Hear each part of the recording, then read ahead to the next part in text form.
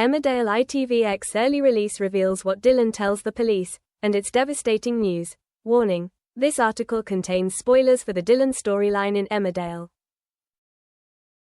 The episode has not yet aired on TV but is available now on ITVX and YouTube.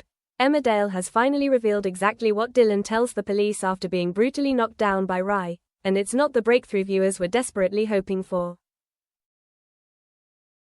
For weeks, fans have been holding their breath, waiting for Dylan to wake up. When he finally opens his eyes, there's relief first and foremost: he's alive. But if you think justice arrives the moment Dylan regains consciousness, think again. In the Dales, it's never that simple. Dylan's ordeal began when he made a horrifying discovery. Rye and Celia were holding multiple people captive as forced laborers. Among them was Bear, Paddy's dad. Bear, locked up and treated like an animal. It's a revelation that turns the stomach and leaves Dylan reeling. Determined to end the nightmare as quickly as possible, Dylan did what many would have done. He turned to Rye, still believing he could be trusted. Dylan begged him to go to the police, pointing out that Rye himself was also one of Celia's victims. But the moment Dylan admitted that Marlon knew the truth, Rye's mask slipped. Dylan, sweet and painfully naive, failed to see what viewers already knew: Rye was never a victim. He was a snake all along. When Rye realized that Marlon could be preparing to speak to the police, possibly with April, he knew he had to act.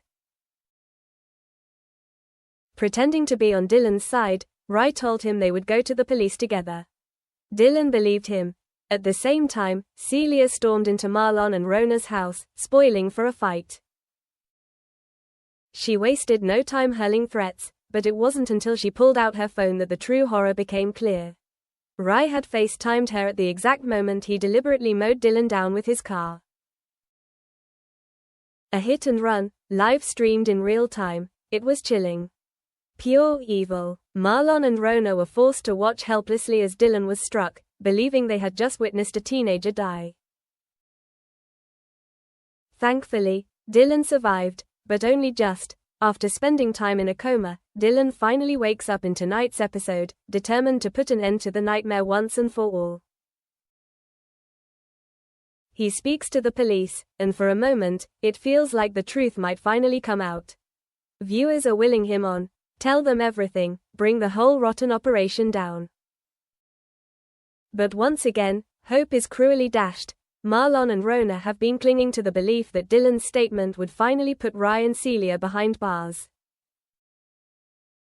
Instead, events take a deeply frustrating turn. While Dylan insists he wants to tell someone what really happened, April begs him to reconsider.